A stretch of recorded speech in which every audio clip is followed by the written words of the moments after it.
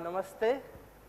आज तक आपने बहुत सारे मैन्स के बारे में पढ़ा होगा हॉलीवुड या बॉलीवुड मूवीज में, like Iron Man, Batman, Padman. So there is a new man that is pond man.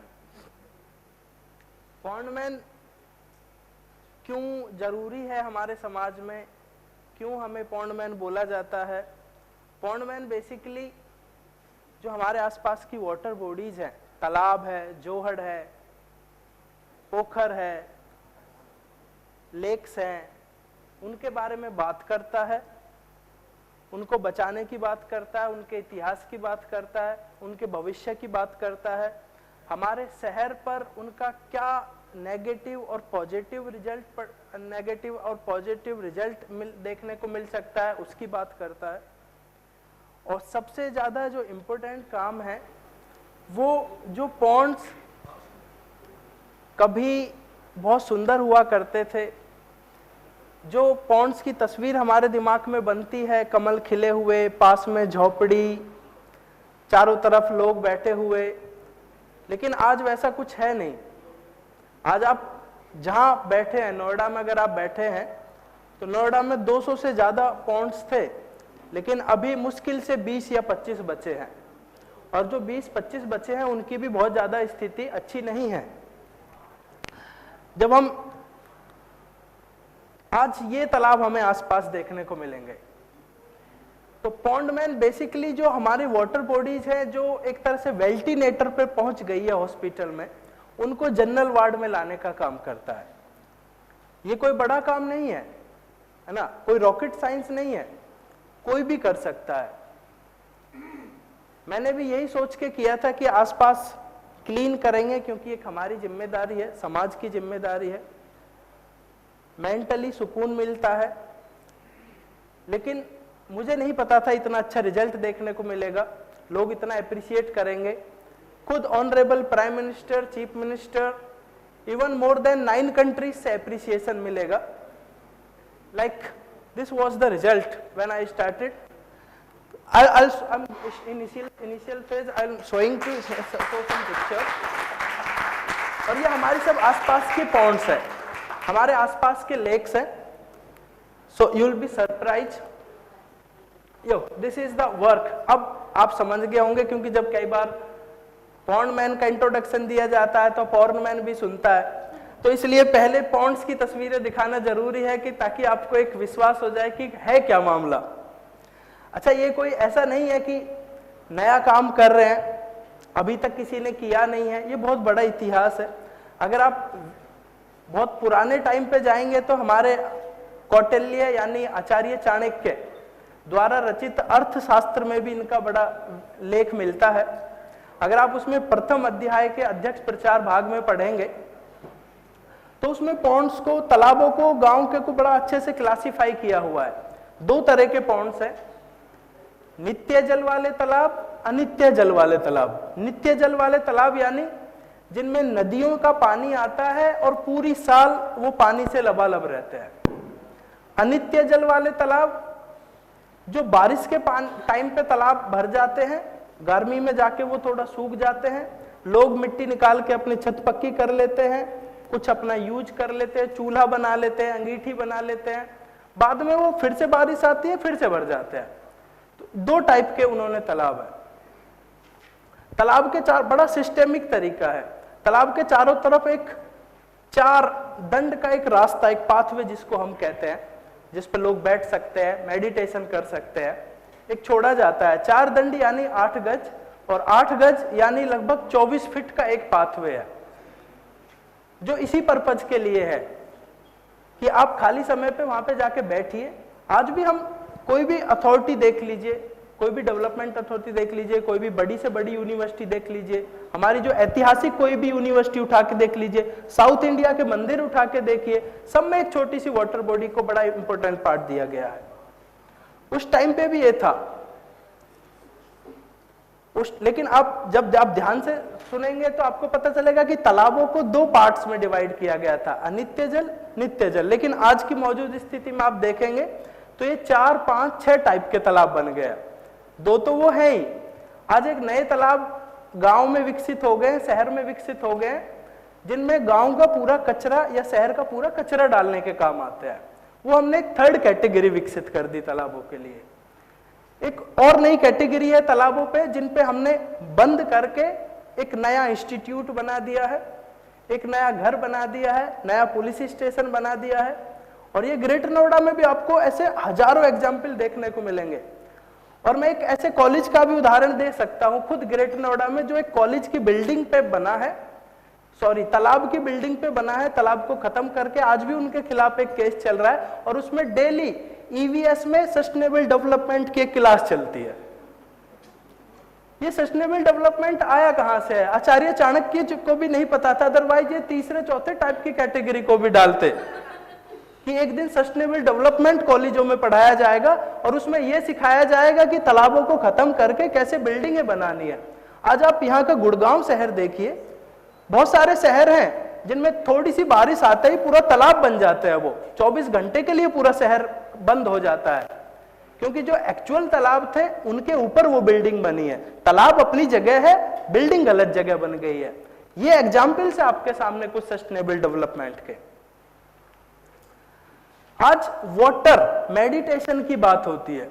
Water meditation के नाम पे 10,000 20,000 रुपए चार्ज लिया जाता है कि हम आपको वाटर मेडिटेशन करना सिखाएंगे। बहुत सारे कोर्स अवेलेबल है मार्केट में। और वाटर मेडिटेशन में होना क्या है, वो आपको एक पॉन्ड के पास लेके जाएंगे, जो मैं आपको बता रहा था। उस टाइम पे उसको वणिक पथ बोला जाता था, आज उसको मेडिटेशन सेंटर बोला जाता है वाटर बॉडी के आसपास जो है। तो मेडिटेशन के लिए आपको एक तालाब के पास लेके जाएंगे, आप यहाँ पे मेडिटेशन करिए, पक्षियों की आवाज को सुनने की कोशिश करिए, तालाब के जो पानी है, पानी की जो कलकल है उसको सुनने की कोशिश करिए। That is the water meditation. तो इसमें क्या नया है जो हम पहले नहीं कर रहे थे? ये सारी उस टाइम की चीजें हैं, और आज भी अगर आप नोएडा में देखेंगे वो चीजें बदल गई हैं, वो हमने कहीं की कहीं मोड़ दी।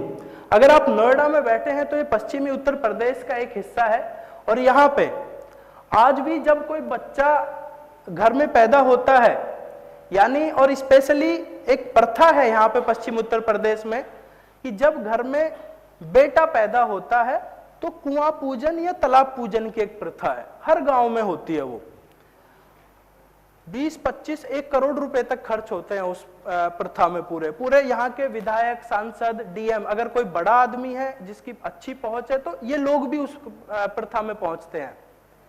लेकिन अगर किसी से उस पूरी भीड़ लगी है, डीजे बज रहे हैं, अगर कोई बच्चा छोटा सा जाके वहां पे पूछ ले जी क्या हो रहा है यहाँ पे, फंक्शन का नाम क्या है, तो बताया जाएगा ये कुआं पूजन है या फिर तालाब पूजन है। अगर उनसे ये पूछ ले कि कहाँ है जी वो कुआं जिसकी पूजन चल रही है, कोई कुआं नहीं बचा गांव में यहाँ पे। लेकिन आज भी कुआं पूजन उसी टाइम से चल रहा है। ये हमने सिर्फ नाम उन चीजों का रह गया है, उनका बेसिक पर्पज खत्म हो गया है। जब मैंने ये शुरू किया अपने कॉलेज स्कूल टाइम के बाद से, मैं 12th क्लास के बाद बीटेक के फर्स्ट ईयर में आया, बच्चों के ट्यूशन पढ़ाता था, बच्चों के साथ शुरू किया। तो उस टाइम पे बड़े ताने मारे गए कि लड़का बीटेक करने के बाद जो है जोहड़ साफ करता है ना। जोहड़ साफ करना हमारे समाज में एक नाली साफ करने के बराबर समझा जाता है। तो लड़का क्या करता है, लड़का जोहड़ साफ करता है। घर वालों को अलग शर्म आए बताने में, है ना, वो अपने रिश्तेदारों को क्या बताएं, उनकी अलग उम्मीदें जुड़ी है। क्योंकि मैं पहला ऐसा सदस्य अपने 5 भाई बहनों में जिसने 11th क्लास में एडमिशन लिया था, जो 10th पास करके 11th में गया था, फिर कॉलेज में गया था। तो उनकी अलग टाइप की उम्मीदें जुड़ी थी कि अब कम से कम समाज में हमारी इज्जत बनेगी। लेकिन इज्जत का 1 मिनट में फलूदा निकल गया जब लड़का छोड़ के बीटेक की नौकरी जोड़ साफ करने लगा। बट आई वॉज एश्योर, और मुझे अंदर से कॉन्फिडेंस था। और कई बार बड़ा मेंटल स्ट्रेस भी होता है कि ये छोटी जाति के लोगों का काम है, ये अनपढ़ लोगों का काम है, क्योंकि हमने यहाँ पे पढ़े लिखों की अलग डेफिनेशन बना दी है। आप पढ़े लिखे लोग, एक जिसका 10 बीघा गांव में खेत है, वो शहर में आके रिक्शा चलाकर खुश है, लेकिन उस 10 बीघा खेत को जोतने में उसको शर्म लगती है गांव में करने पे, क्योंकि वहां पे उनको ताने मारे जाते हैं कि पढ़ लिख के क्या फायदा, शहर ही नहीं गया तो तू। इसलिए लोग अपने नेचुरल रिसोर्सेज को छोड़ के शहर की तरफ मूव कर रहे हैं। मुझे भी पूरा, कई बार ऐसा भी होता है कि किसी गांव में तालाब साफ कर रहे हैं, छोटी जाति का समझकर खाट पे नहीं बैठने दिया जाता, है ना। बाद में कई लोगों के फोन आए कि आज हमने आपको टीवी पे देखा। मैंने कहा अब क्या फायदा। गांव में जाते हैं, बड़े अंकल टाइप के लोग बताते हैं कि ये बेटा इस जोड़ में हमने अगर 25 पैसा का सिक्का गिर जाता था तो वो भी हमें नजर आता था। एक टाइम पे इतना सुंदर तालाब था, ये इतना नीला पानी इसमें दिखता था। मैं कहता हूं तब अब तुम खुद भी गिर गए इसमें, तो 4-5 दिन से पहले मिलने के नहीं कितना भी ढूंढ लो आपको। और ये एलियंस ने आके कंधे नहीं किए हैं तालाब, ये हमारा ही घर का कचरा है जो हमने इसमें डाला है, और ये हमारी जिम्मेदारी है इनको फिर से क्लीन करने की। बहरहाल मुझे भी नहीं पता था कि आज इसी काम को लेकर, जिसको कोई नहीं सुन रहा था, जिसमें समाज में इतनी इज्जत मिलेगी, मुझे टेडक्स स्पीकर्स के लिए वो किया गया। और ये मेरा 5वां टेड टॉक है आज। और अचंबा मुझे जब हुआ, खुद एक दिन ऑनरेबल प्राइम मिनिस्टर ने मन की बात में इस बात का जिक्र किया कि ये एक रामवीर तंवर है जिसको पॉन्ड मैन ऑफ इंडिया बोला जाएगा, और ये इतना अच्छा काम कर रहे हैं। खुद honourable chief minister Uttar Pradesh ने 2 दिन पहले आके मुझे सॉल उड़ा के गए कि you are doing something well.